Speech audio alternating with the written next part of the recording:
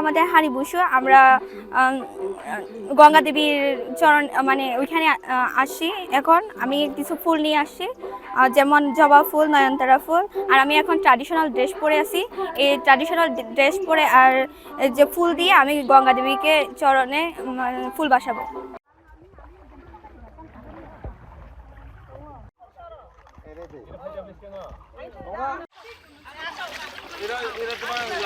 আজকে ত্রিপুরা সম্প্রদায়ের হাড়ি বৈশু উপলক্ষে আমরা শালকাতাল ক্লাব এবং এলাকাবাসীর উদ্যোগে এখানে গঙ্গা মায়ের কাছে পারিবারিক এবং সারা বিশ্বের সুখ সমৃদ্ধি মঙ্গল কামনার্থে আমরা মায়ের কাছে ফুল ধূপ দ্বীপ দিয়ে পুষ্প অর্পণ করব এবং প্রার্থনায় নিবেদিত হব।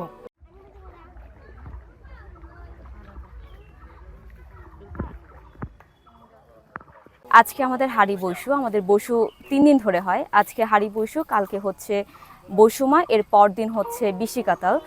আমাদের হাড়ি বৈশু মূলত শুরু হয় যে ফুল ভাসানোর মধ্য দিয়ে কিংবা গঙ্গা দেবীকে আমরা পূজা করার মাধ্যমে। আমরা আর বিশেষ আকর্ষণ হচ্ছে আমাদের যারা ছোট বাচ্চারা আছে ছোট ছোট কাপড় বুনে সেটা হচ্ছে গঙ্গা দেবীর উদ্দেশ্যে ভাসিয়ে দেয়, যাতে হচ্ছে তাদের হাতের কাজগুলা ভালো হয়। এটাই হচ্ছে আমাদের আজকের মূল আকর্ষণ। ধন্যবাদ। আমি টিনা ত্রিপুরা পিকাই।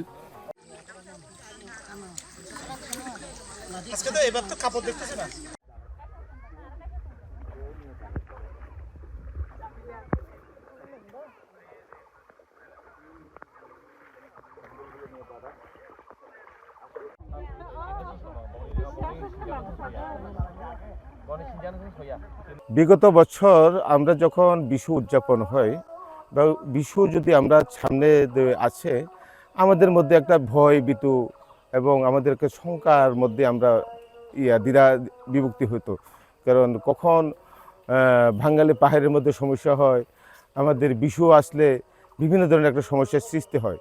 কিন্তু গত বছর 5 আগস্টের পরে গত বছর এবং এই বছরের মধ্যে এই ধরনের কোনো প্রতীয়মান হয় না। এই কারণে আমরা আশাবাদী যে এই বিশুকে কেন্দ্র করে